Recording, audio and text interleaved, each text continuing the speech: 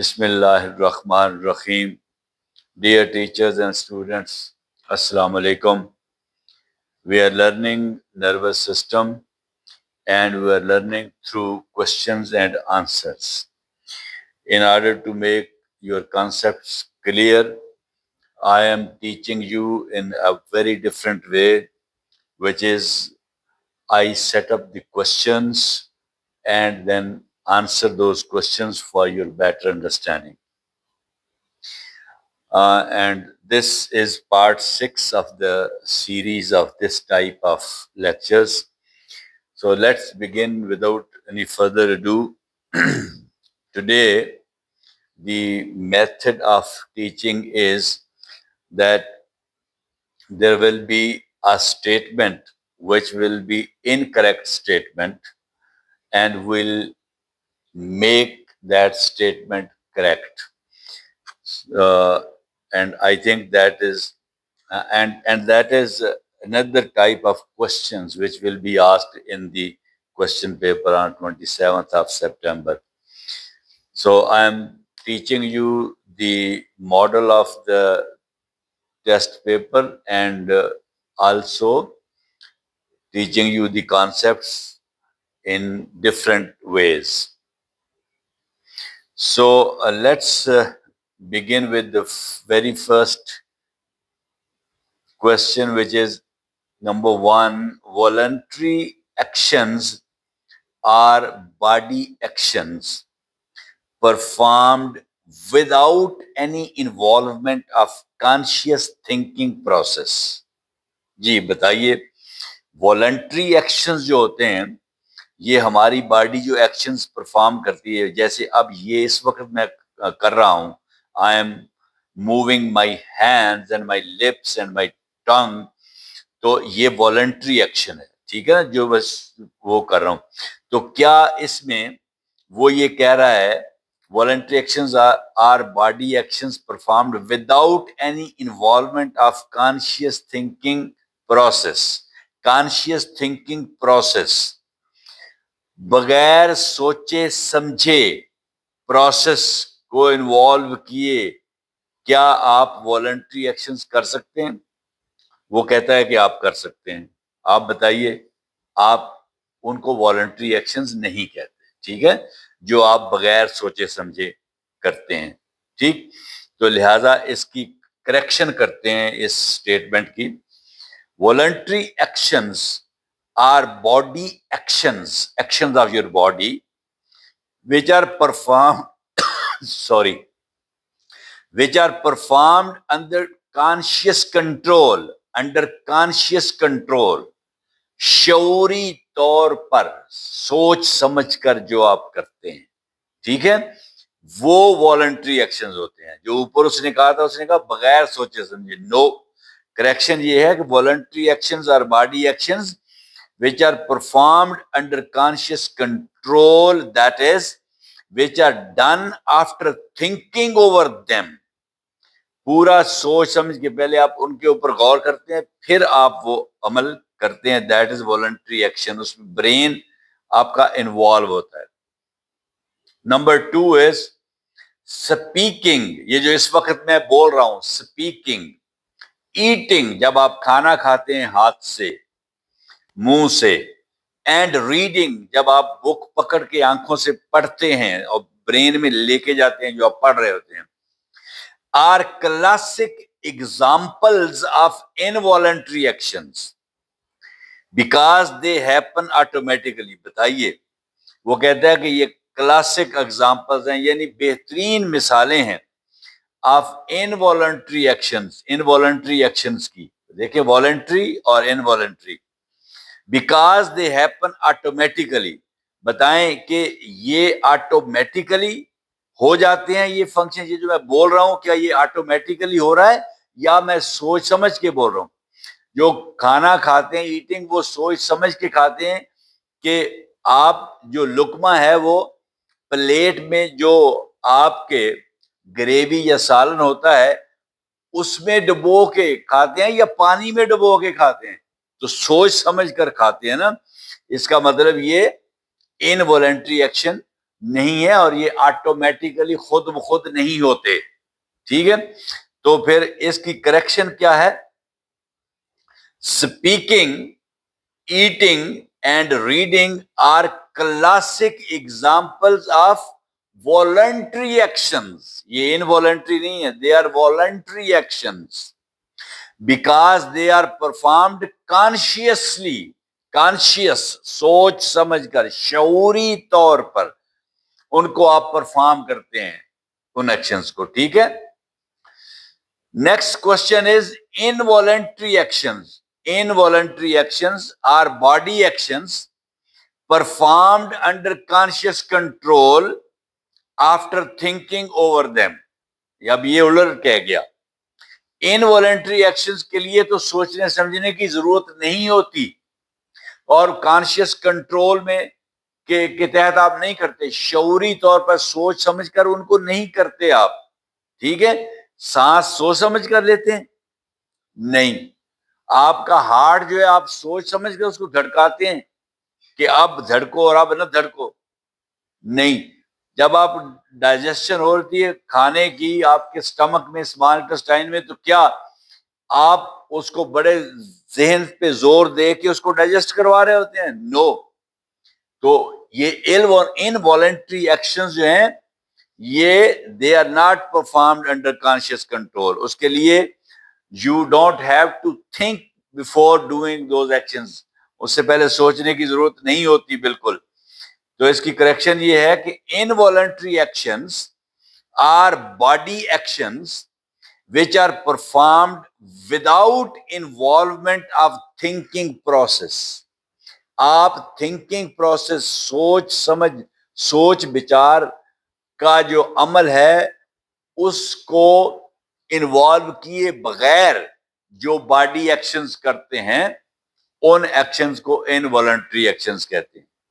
ठीक है, number 4, clapping and running are classified as voluntary actions। yes, voluntary actions हैं क्योंकि आप सोच समझ कर क्लैपिंग करते हैं, ऐसे हर किसी के लिए तो नहीं कर देते। जिसने अच्छा काम किया होता है उसके लिए क्लैपिंग करते हैं, और रनिंग भी आप सोच समझ करते हैं, आगे गड़ा आ जाए उसमें गिरते तो नहीं है।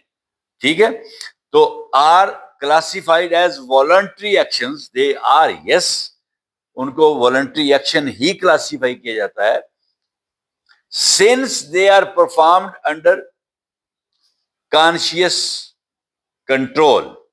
ठीक है, ये मैं करेक्शन पढ़ गया हूं, वो ऊपर जो था clapping and running are classified as involuntary actions, गलत है, इनवॉलंटरी एक्शंस नहीं है।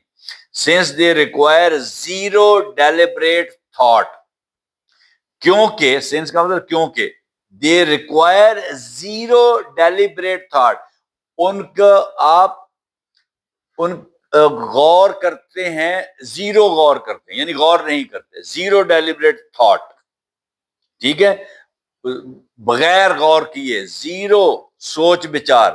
ठीक है, एक सिफर सोच विचार, यानी सोच विचार नहीं करते क्लैपिंग और रनिंग से पहले, इसलिए वो इनवॉलंटरी एक्शंस हैं। गलत बात है।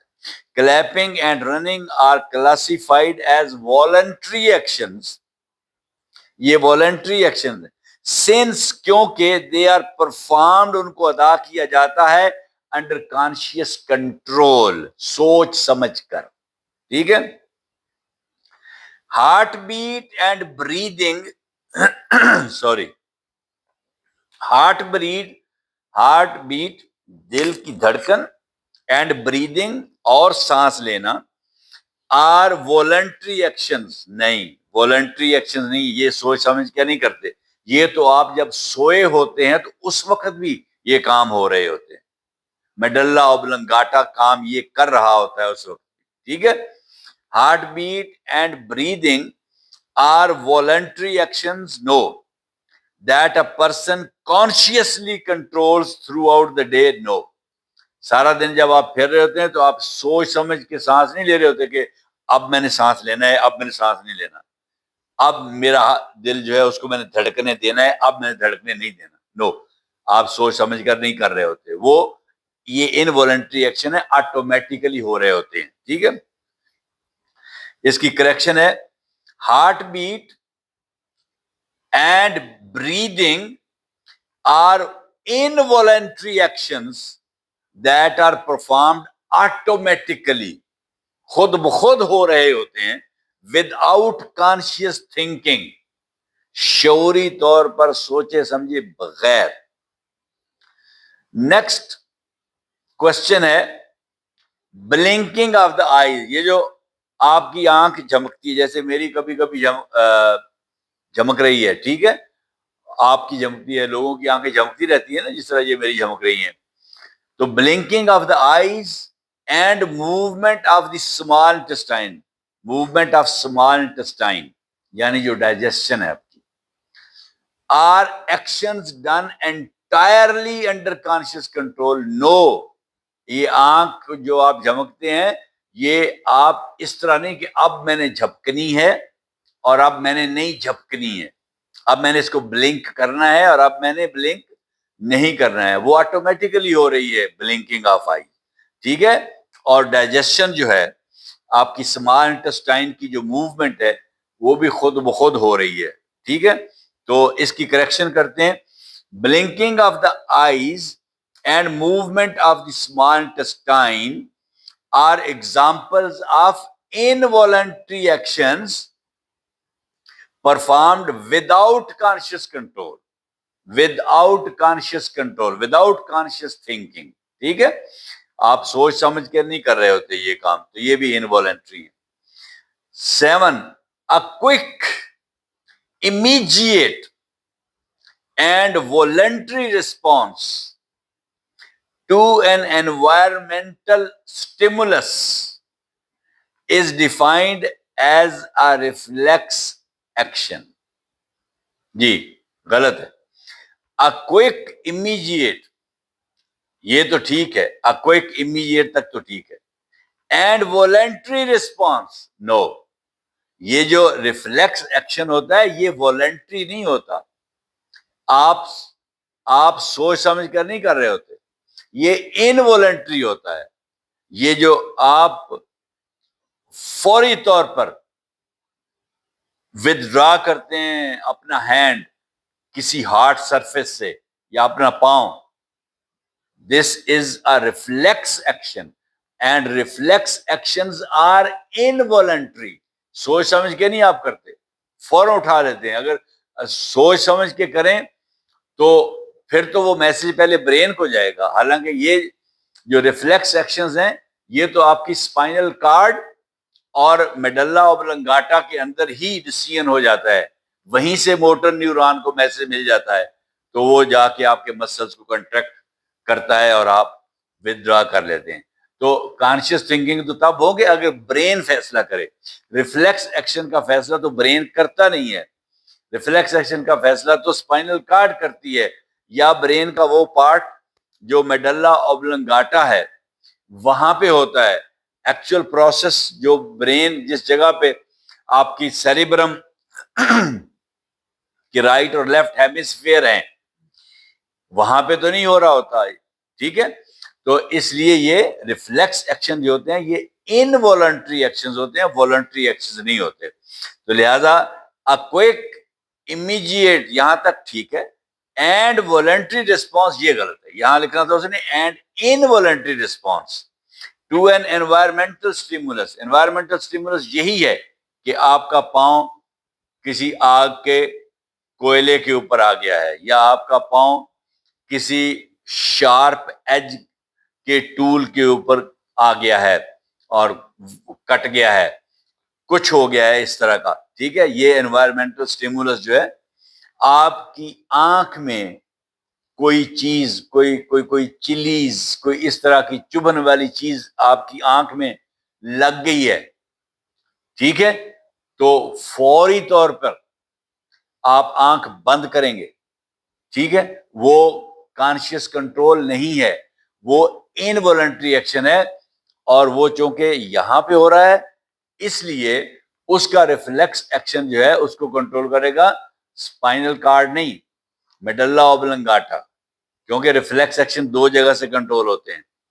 स्पाइनल कार्ड के तो अगर बाजुओं में आपके इसको ट्रंक कहते हैं बॉडी का, यहां से लेके ये यहां तक, ये ट्रंक है, और नीचे legs and feet.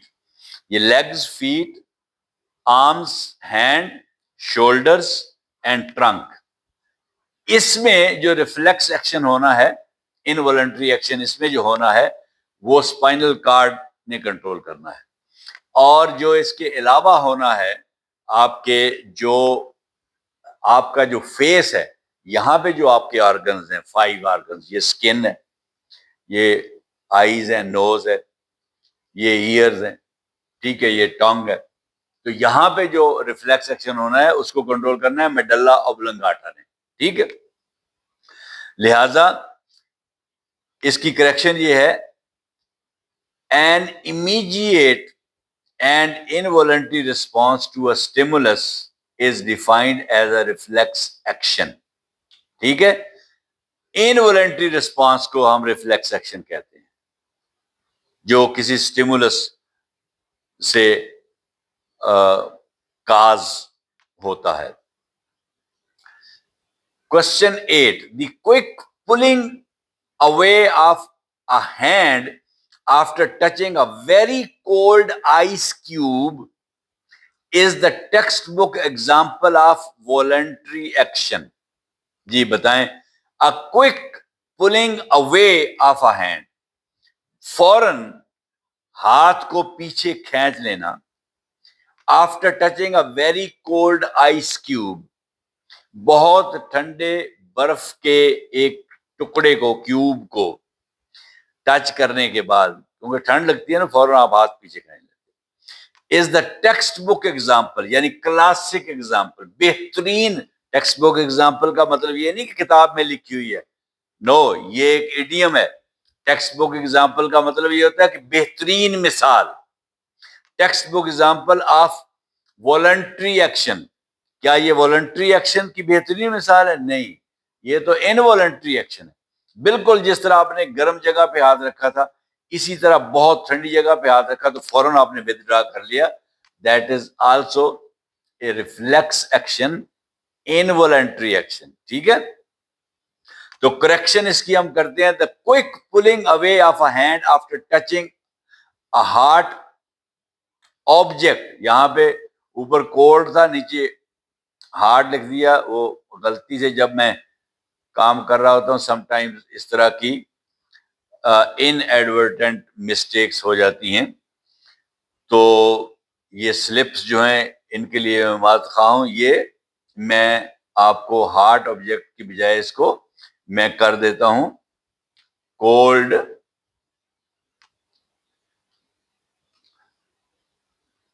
Ice cube, ठीक है, कोल्ड आइस क्यूब, ठीक है जी। तो the quick pulling away of a hand after touching a cold ice cube is a common example of a reflex action, ठीक है। ये वॉलंटरी एक्शन नहीं है, text book example of voluntary action, no, it is a reflex action. देखिए voluntary action नहीं है, इसको classically हम रिफ्लेक्स एक्शन कहेंगे, ठीक है, जब आप विदड्रॉ करते हैं, पीछे खींचते हैं, ठीक है, pulling away. Next, the complete pathway of nerve impulses that finish a reflex action is called the reflex loop। No, reflex loop कभी आपने कोई टर्म नहीं सुनी होगी, ये रिफ्लेक्स लूप नहीं है, ये रिफ्लेक्स आर्क है, ARC, आर्क, ठीक है ना। जो कंप्लीट पाथवे है, कंप्लीट पाथवे क्या है? स्टिमुलस आया, क्या है स्टिमुलस? हीट या कोल्डनेस, ये स्टिमुलस है, ठीक है। स्टिमुलस के बाद अगली चीज क्या है? रिसेप्टर्स, जो आपकी स्किन में होते हैं। उसके बाद क्या है? Sensory neuron.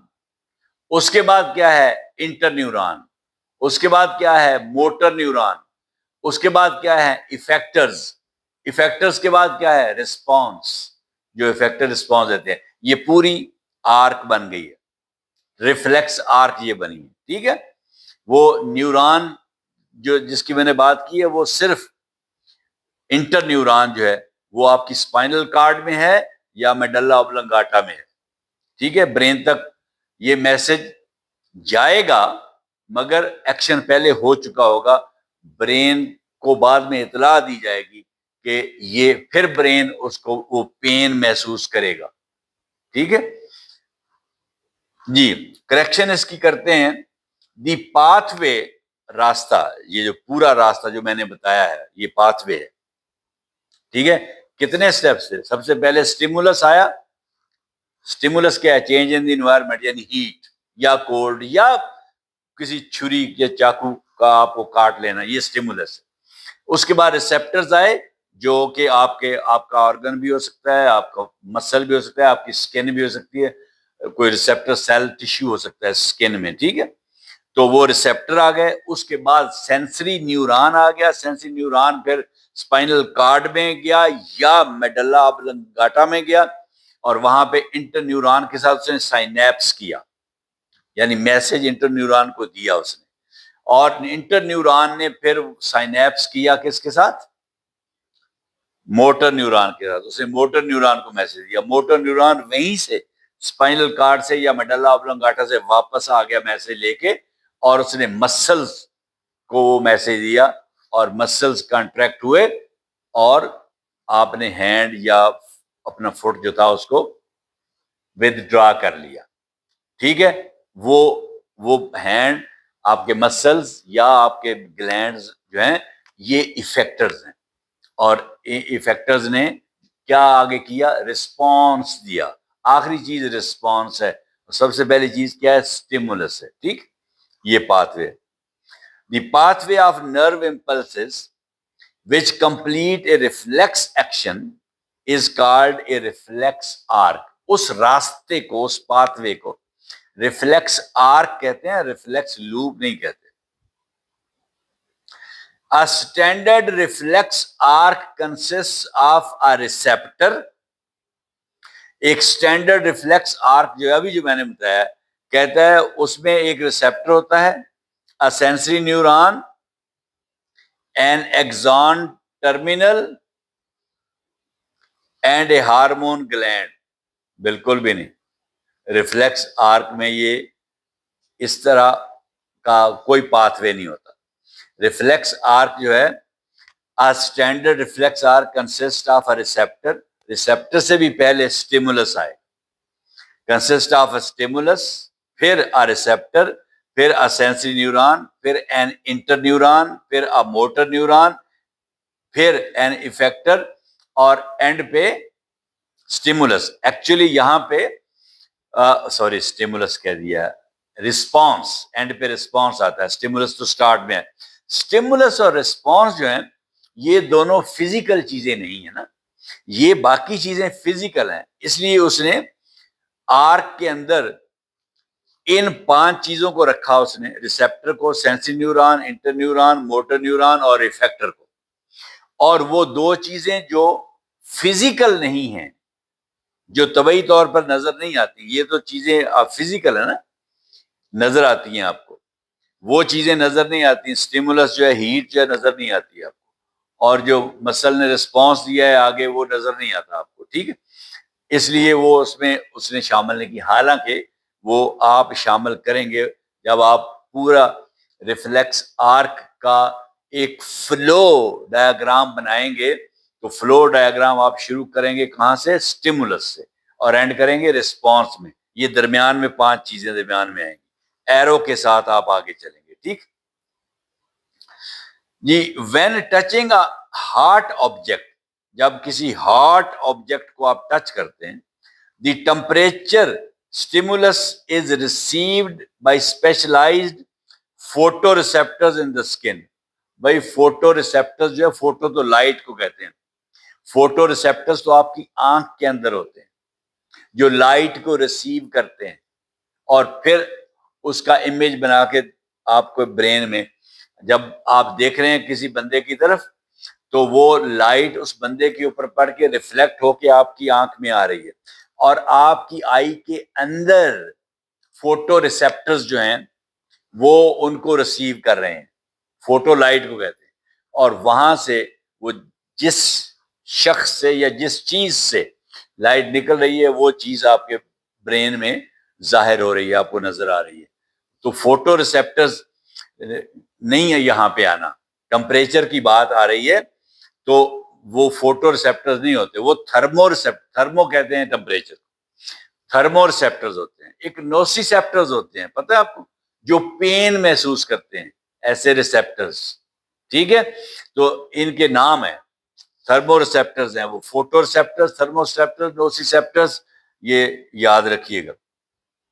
इसकी करेक्शन करते हैं जी। When touching a hard object, the stimulus is received by specialized thermoreceptors. ये cells हैं in the skin. Thermoreceptors in the skin. ये photoreceptors नहीं होते, ठीक है। Next, thermoreceptors that detect heat.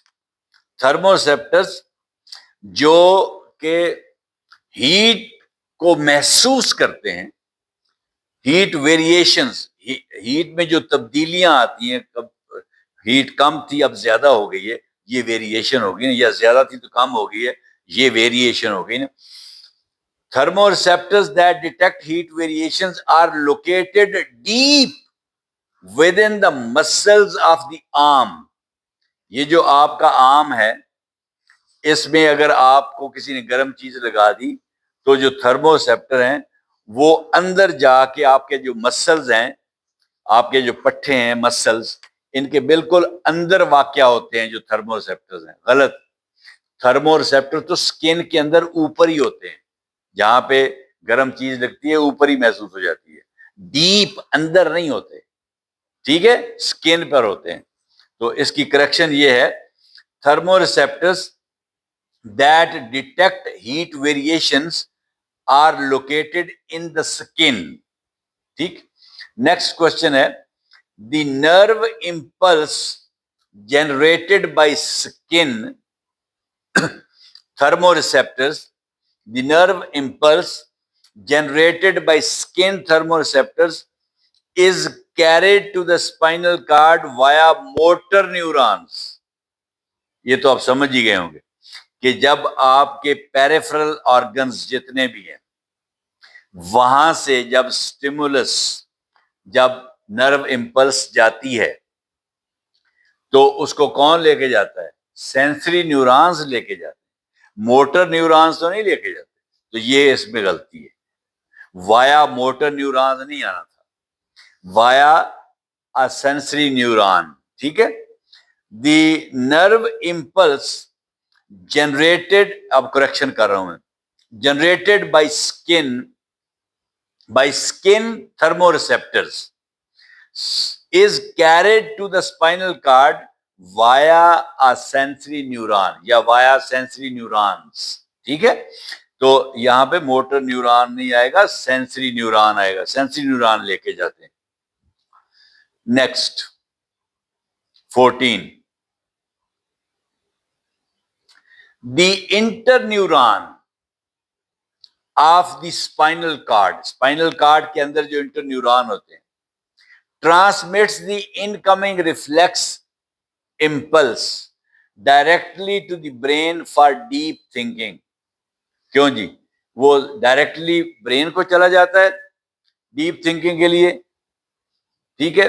Reflex जो इंपल्स है, नहीं, उसका तो स्पाइनल कार्ड खुद डिसीजन करती है। यस, ब्रेन को भी साइमल्टेनियसली पैरेलल मैसेज जा रहा होता है, मगर जब ब्रेन में पहुंचता है उससे पहले स्पाइनल कार्ड खुद डिसीजन ले चुकी होती है। तो ये गलत इसने कहा कि जो स्पाइनल कार्ड है वो डायरेक्टली उसको ब्रेन को ट्रांसमिट नहीं करती, वो पहले खुद डिसीजन करती है और बाकी के इंटरन्यूरॉन्स वो डिसीजन कर रही होती है, और एक पाथवे इंटरन्यूरॉन्स का ब्रेन की तरफ जा रहा होता है उस मैसेज को लेके, और वो डिसीजन कर रही होती है। तो डायरेक्ट वो उस स्टिमुलस को, उस नर्व इम्पल्स को डायरेक्टली ब्रेन को नहीं भेज देती, वो खुद प्रोसेस करती है स्पाइनल कार्ड जो। The interneuron of the spinal cord transmits the impulse directly to a motor neuron. Brain को नहीं, पहले हम पढ़ चुके हैं, तो इंटरन्यूरॉन मोटर न्यूरॉन को ट्रांसमिट कर देती है, वो सेंसरी न्यूरॉन से आया, इंटरन्यूरॉन को मिला स्पाइनल कार्ड में। स्पाइनल कार्ड में जो लोअर मोटर न्यूरॉन्स हैं, लोअर मोटर न्यूरॉन्स की जो सेल बॉडी है, उसकी जो डेंड्राइट्स हैं, उनको वो मैसेज दे दिया इंटरन्यूरॉन ने, और उस मोटर न्यूरॉन का एक्सॉन क्योंकि बाहर है स्पाइनल कार्ड से, वो हम पढ़ चुके हैं, तो वो एक्सॉन मैसेज लेके मसल्स के पास आ गया और उसने मसल को कंट्रैक्ट कर दिया, ठीक है, और आपने हाथ पीछे खींच लिया। तो ये to a motor neuron, brain को नहीं भेजती, वो मोटर न्यूरॉन को देती है। स्पाइनल कार्ड ब्रेन को नहीं भेजती, किसको देती है? मोटर न्यूरॉन को देती है। किस केस में? रिफ्लेक्स एक्शन के केस में, जब रिफ्लेक्स इंपल्स आ रही होती है। Bypassing conscious brain processing for a quick response, जो आपका ब्रेन का प्रोसेस है उसको वो बाईपास कर देती है, ठीक है, उसकी तरफ नहीं भेजती, क्योंकि उसको क्विक रिस्पांस देना होता है, फौरी तौर पे अमल करवाना होता है, इसलिए खुद ही फैसला कर देती है और मोटर न्यूरॉन को कहती है कि जाओ मैसेज लेके। Next, the motor neuron carries the reflex command impulse. देखिए, मैं आहिस्ता आहिस्ता इसलिए पढ़ता हूं कि ये जो जो मेरे ऑडियंस हैं वो क्लास 8 के स्टूडेंट्स हैं और वो सारे इंग्लिश मीडियम के भी नहीं, इसलिए मैं क्वेश्चन को समझाता भी हूं।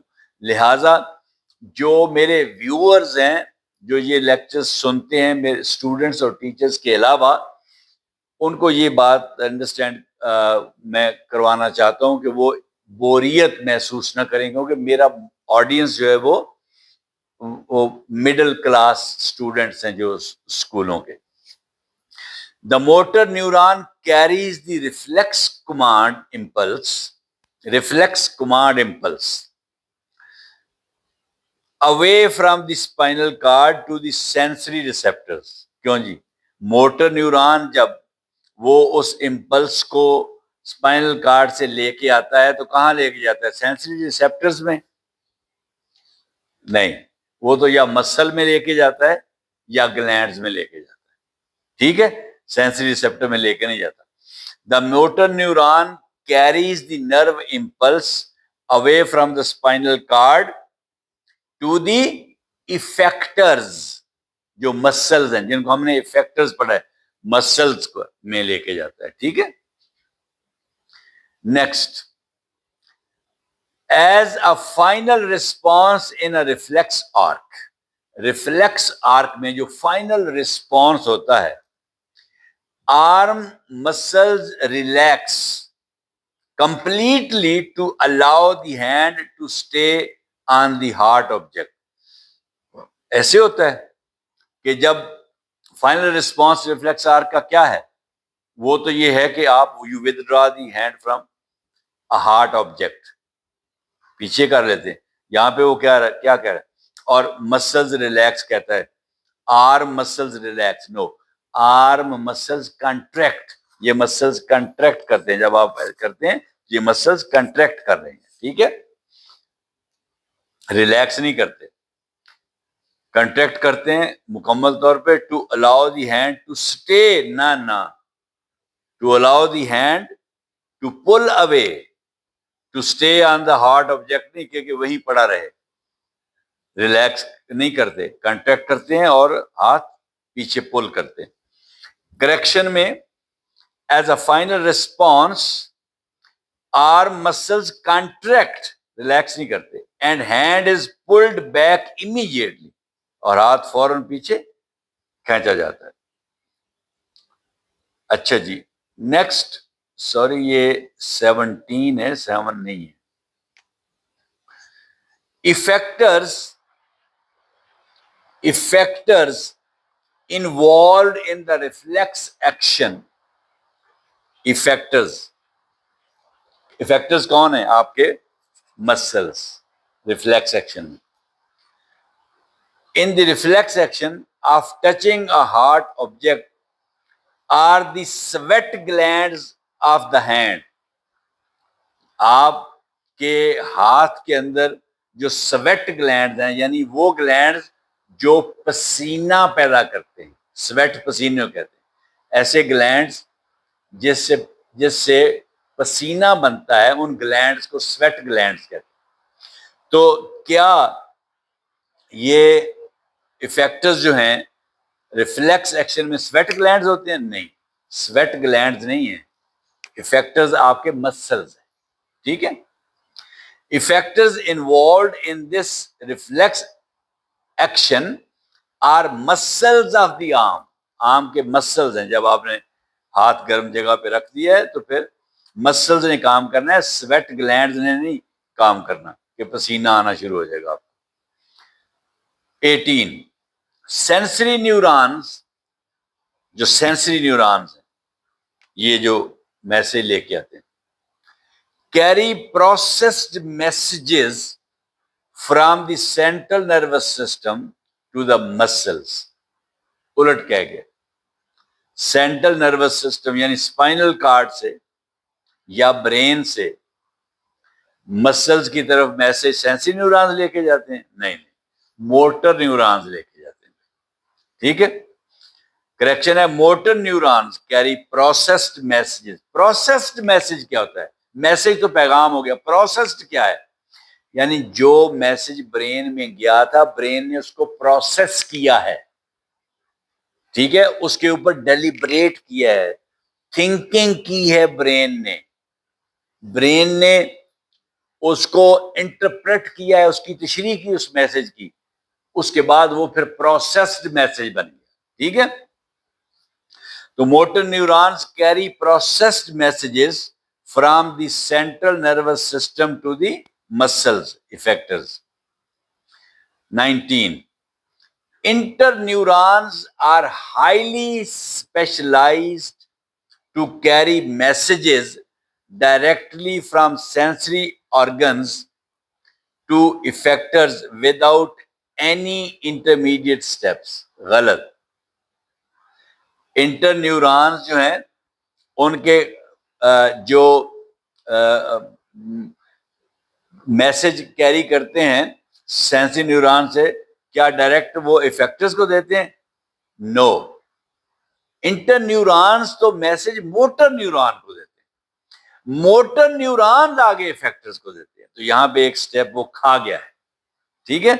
तो ये इंटरन्यूरॉन्स ने डायरेक्ट इफेक्टर्स को नहीं देना, इंटरन्यूरॉन ने मोटर न्यूरॉन को देना है, मोटर न्यूरॉन ने वो मैसेज इफेक्टर्स को देना है, मसल्स को. करेक्शन है, interneurons are present in the central nervous system to form a link between sensory neurons and motor neurons. sensory neuron से मैसेज आएगा इंटरन्यूरॉन के पास, फिर वो मोटर न्यूरॉन्स को देंगे, लिंक बनाएंगे, फिर मोटर न्यूरॉन्स आगे इफेक्टर्स को देंगे. ठीक है. Next, the human nervous system coordinates bodily actions. Yes, यहां तक ठीक है. By completely ignoring changes in the external environment. ये कैसे हो सकता है? एक्सटर्नल एनवायरनमेंट जो है, यानी जो स्टिमुलस है, उसको नजरअंदाज किए बगैर आपका नर्वस सिस्टम काम शुरू करता है. सबसे पहला स्टेप ही वो है, stimulus, change in the environment. ठीक है. उसको इग्नोर नहीं किया जा सकता. नर्वस सिस्टम उसको अगर इग्नोर करेगा तो काम कैसे करेगा? तो ज्यादा ये गलत है. उसको इग्नोर नहीं करता, उससे तो इनिशिएट करता है, वहीं से तो स्टार्ट होता है नर्वस सिस्टम का काम. ठीक है. उसको नजरअंदाज नहीं करता. The human nervous system coordinates bodily actions by actively detecting changes in the environment. Environment में जो चेंज हो रही है, जो स्टिमुलस है, उसको महसूस करने के बाद काम शुरू करता है. ठीक है. And producing responses to them, और बाद में रिस्पॉन्स फिर आपके इफेक्टर्स देते हैं. पहले स्टिमुलस को महसूस करते हैं, डिटेक्ट करते हैं। 21. The peripheral nervous system is uniquely composed of 12 pairs of spinal nerves. जी, स्पाइनल नर्व्स के 12 पेयर्स होते हैं पेरिफेरल नर्वस सिस्टम में? नहीं, 31 होते हैं। And 31 pairs of cranial nerves के 31 होते हैं? नहीं, उनके 12 होते हैं। ये उल्ट करके है, स्वैप करके, spreading through the human body. ठीक है, जहां पे 12 लिखा है वहां पे 31 लिख दें, जहां पे 31 लिखा है वहां पे 12 लिख दें। ठीक है, करेक्शन हो गई। The peripheral nervous system is uniquely composed of 31 pairs of spinal nerves and 12 pairs of cranial nerves spreading through the human body. ठीक, आगे जी sorry 22. Dendrites are the long singular projections. ऐसे डेंड्राइट्स बहुत लंबे और एक ही प्रोजेक्शन होती है of a nerve cell body. Cell body से एक प्रोजेक्शन, वो तो एक्सॉन होता है, तो ये गलत है। डेंड्राइट्स तो छोटी प्रोजेक्शंस होती हैं और एक नहीं, ज्यादा होती। ठीक है, that conduct outgoing electrochemical message away to the next cell. वो तो एक्सॉन लेके जाता है अवे मैसेज को सेल बॉडी से, डेंड्राइट्स तो नहीं लेके जाते, वो तो मैसेज रिसीव करते हैं।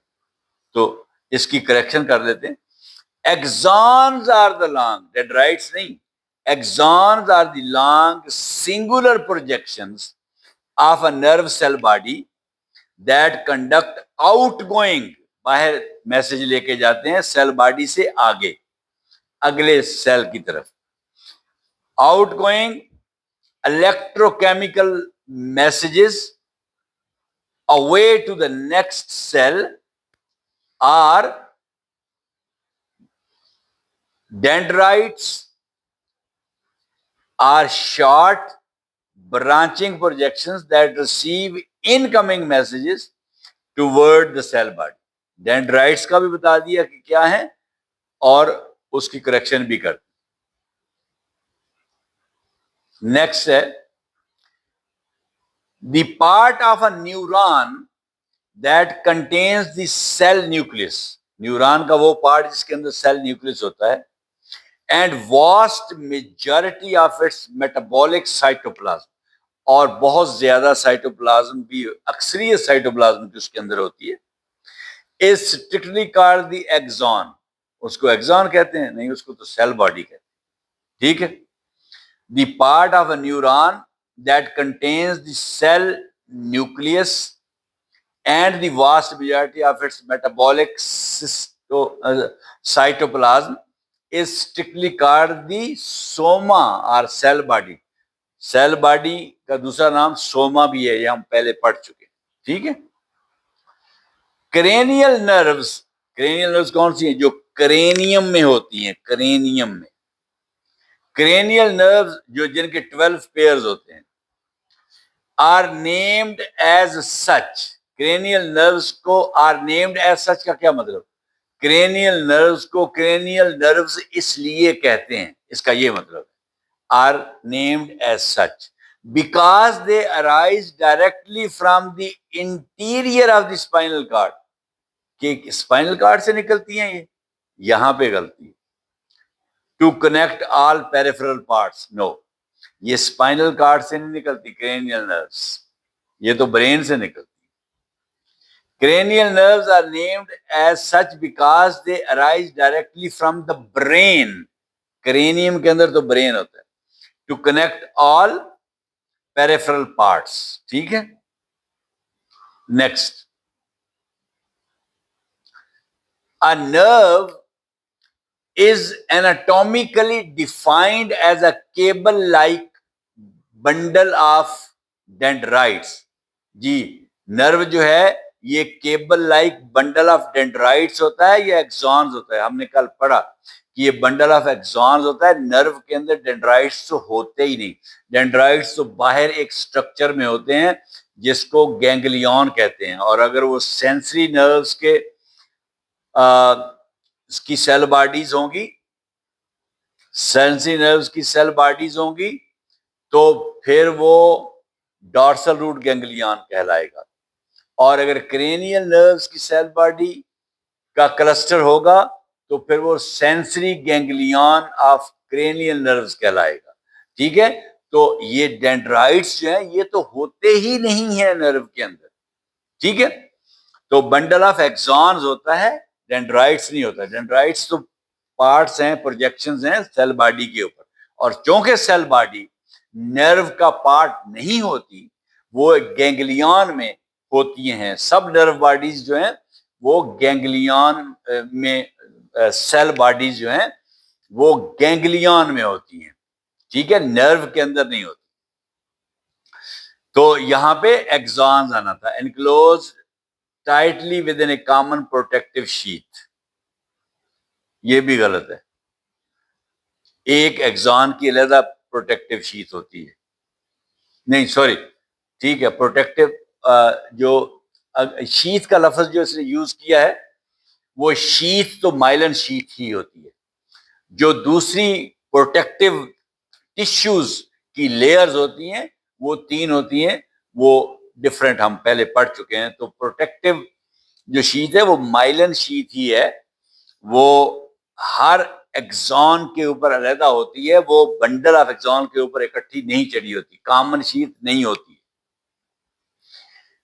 तो a nerve is anatomically defined as a cable like bundle of axons, dendrite को हमने axon कर दिया, enclosed tightly within a common protective sheath। यहां पे मुझे इतराज है, ये common protective sheath जो मैंने लिख दिया ये common protective sheath नहीं है।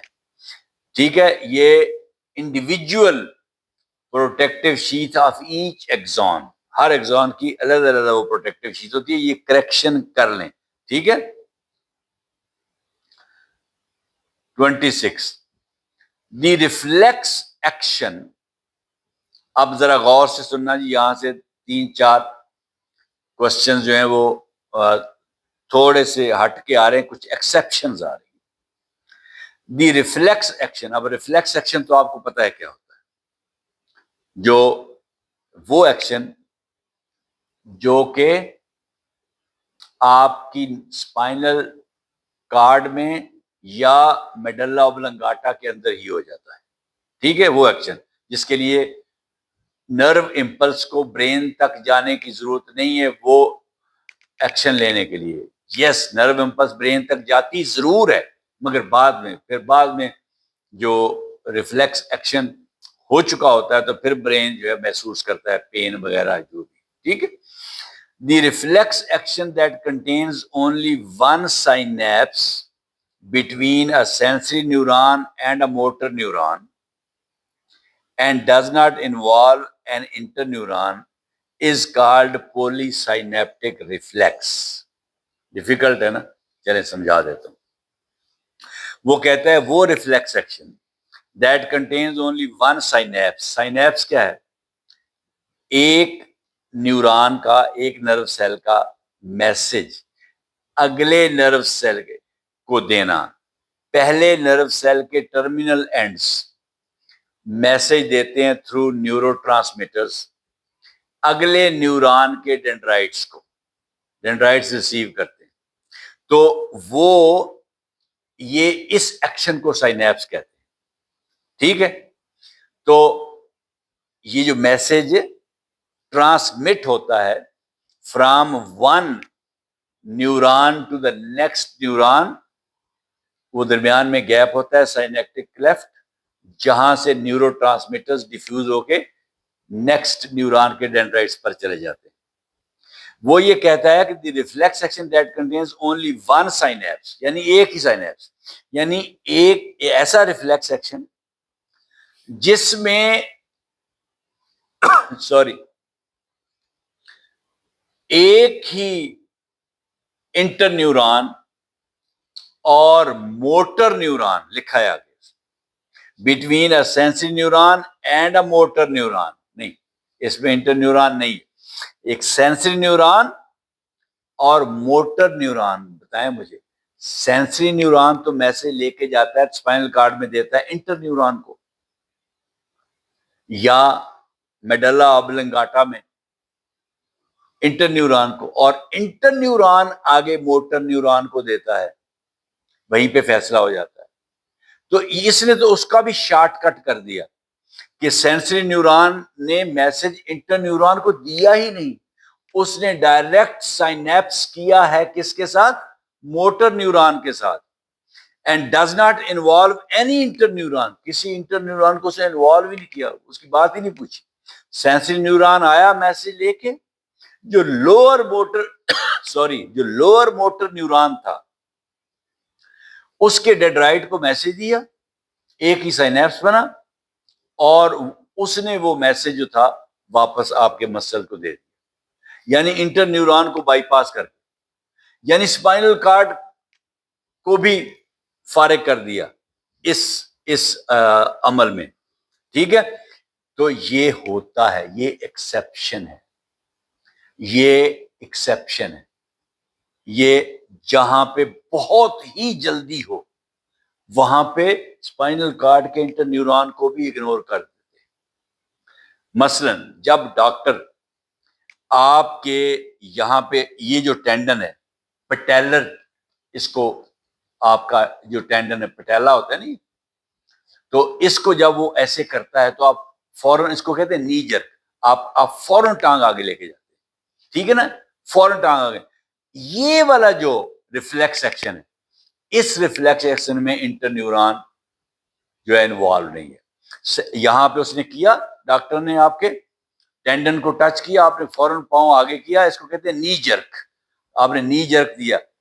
इस रिफ्लेक्स एक्शन में ये सेंसरी न्यूरॉन गया स्पाइनल कार्ड में, उसने इंटर न्यूरॉन को पूछा ही नहीं, डायरेक्ट मोटर न्यूरॉन को मैसेज दिया, मोटर न्यूरॉन फौरन वापस आके उसने अपनी टांग को आपको आगे कर दिया।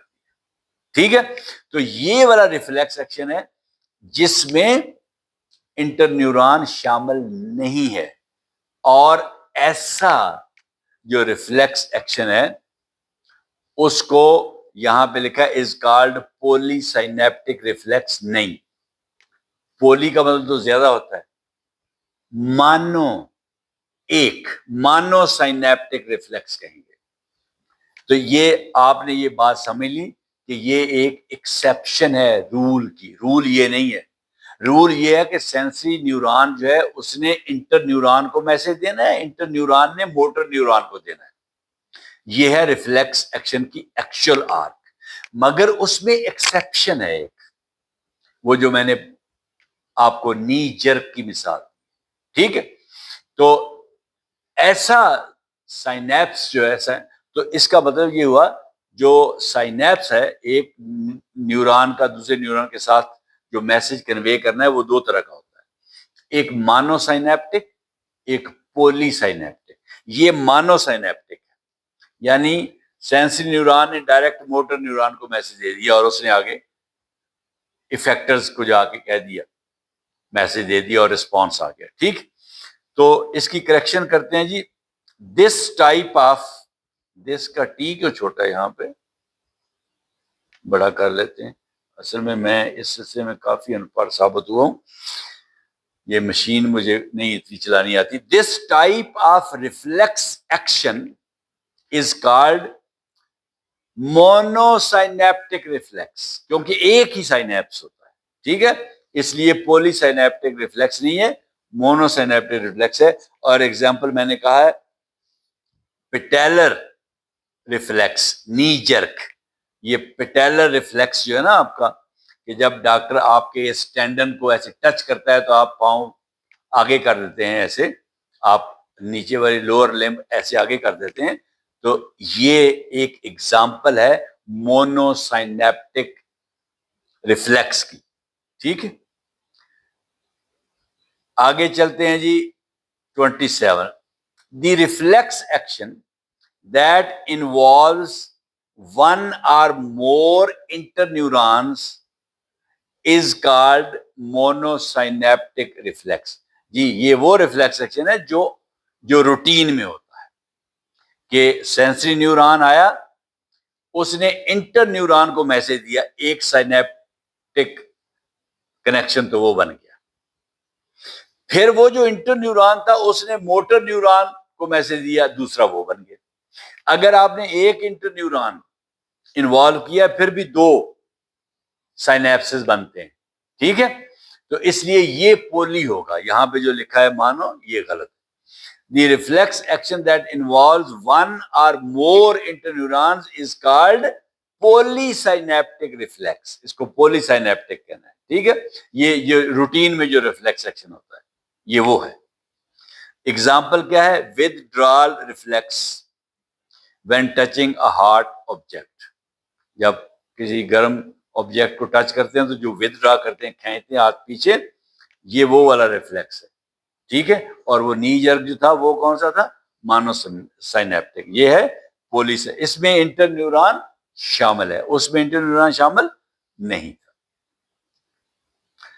28 the reflex arc when touching a hard object is. जब आपने हार्ड ऑब्जेक्ट को टच किया अपने हाथ से या पांव से, तो रिफ्लेक्स आर्क कैसे बनेगी? सबसे पहले कहता है द इम्पल्स, बिल्कुल ठीक है। पहले तो इम्पल्स आया। इम्पल्स क्या है? इसमें heat change in the environment क्या है? हीट वेरिएशन हुई है ना, तो वो इम्पल्स, ये ठीक है। थर्मो रिसेप्टर स्किन में, ये भी ठीक है। स्किन के अंदर जो रिसेप्टर है जिसने इस स्टिमुलस को, इस इम्पल्स को जो डिटेक्ट किया है वो थर्मोसेप्टर। ये वैसे ये इम्पल्स की जगह पे ज्यादा बेहतर लफ्ज होना था स्टिमुलस, ठीक है। वो आगे जाके मैं बताता हूं आपको। स्किन में थर्मोसेप्टर, फिर मोटर न्यूरॉन, नो। रिसेप्टर के बाद तो सेंसरी न्यूरॉन होता है जो मैसेज लेके जाता है, तो यहां पे गलती है। फिर इंटर न्यूरॉन, ये ठीक है, ये स्पाइनल कार्ड में होता है। फिर उसके बाद लिखा है sensory neuron, no. Inter neuron के बाद मोटर न्यूरॉन आना था, यानी यहां पे जहां मोटर न्यूरॉन है वहां पे सेंसरी न्यूरॉन आना था, और जहां पे सेंसरी न्यूरॉन है वहां पे मोटर न्यूरॉन आना था। और उसके बाद इफेक्टर, बिल्कुल ठीक है, आर्म मसल। और उसके बाद रिस्पॉन्स, ये बिल्कुल ठीक है। तो इसमें ये करेक्शन है इसकी। इम्पल्स, इम्पल्स को आप स्टिमुलस कह लें, एक ही बात है। चले मैं इसको आपके लिए स्टिमुलस कारी देता हूं।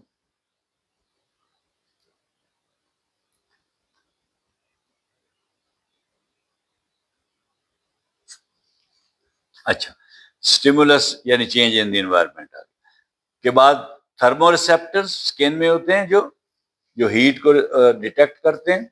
फिर सेंसरी न्यूरॉन, ये हमने करेक्शन की है। इंटर न्यूरॉन स्पाइनल कार्ड में होता है। फिर मोटर न्यूरॉन, ये हमने करेक्शन की है। फिर इफेक्टर, आर्म मसल के अंदर इफेक्टर। फिर रिस्पॉन्स, ठीक है जी। तो ये करेक्शन थी इसमें। लें जी, this was the last question. तो इस तरीके से, इस तरह का भी एक क्वेश्चन आपके पेपर में आपसे पूछा जाएगा कि एक इनकरेक्ट स्टेटमेंट दी जाएगी, उसको आपने करेक्ट करना होगा। तो ये मैंने हर तरीके से आपको समझाने की कोशिश की है। मैंने एमसीक्यूज आपको मोर देन 25 एमसीक्यूज करवाए हैं इसी लेसन के। मोर देन कुछ 30 फिल इन द ब्लैंक्स करवाए हैं। ट्रू एंड फॉल्स भी इसी तरह इतने ज्यादा ही करवाए हैं।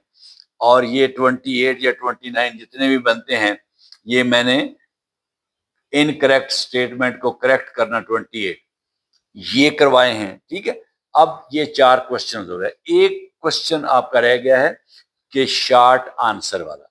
वो तो आपने वो पूरे चैप्टर में जो टर्म्स दी हुई हैं उनकी डेफिनेशंस आपको आनी चाहिए, और वो भी कहते हैं तो कुछ शॉर्ट क्वेश्चंस उसके ऊपर भी मैं आपको बता दूंगा।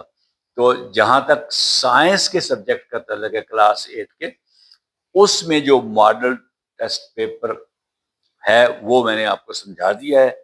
इस तरीके से कॉन्सेप्ट क्लियर करें बच्चे, और टीचर भी अपने कॉन्सेप्ट ऐसे क्लियर करके बच्चों को समझाएं, ठीक है। मुझे इजाजत दें। Thank you very much and Allah Hafiz.